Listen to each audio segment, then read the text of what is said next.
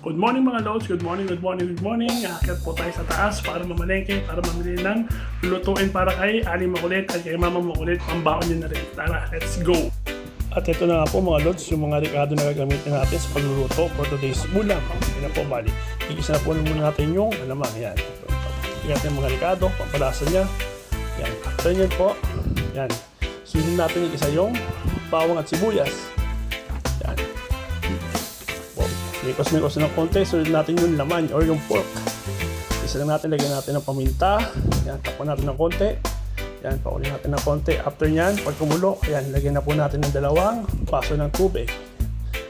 Pwede natin na kumulo ng konti. Yan po, bali, sunod na po natin yung sa pampalasan niya, yung chicken cubes. Yan. Saka yung titirang magic sarap. Yan na po. Yan na po yung parang pinaka-pampalasan niya. And after po yan, sunod natin yung kalabasa. Kasi yan natin unahin kasi yung pinakamatigas sa lahat. Siya yung pinakamatigas. Pagkalutuin din, sunod natin yung mga iba pang gulay. Yan po. 1 to 2 minutes lang mga lods. Luto na siya. At ito na po, ilalagay na rin po natin yung ginasa natin alamang kanina. At syempre, titikim natin kay Mama. Guys, pasada na sa kanya. Yan na lang natin. Ito nga guys, finally, luto na siya. Let's go. Kaya yan, sakto rin po ang gising dito ni Ali Makulit. Hanggang sa muli. Bye-bye. Mga lods, mag-ayos muna ako. Mag-prepare pa ako para sa pagkain na sa pambawan na ito.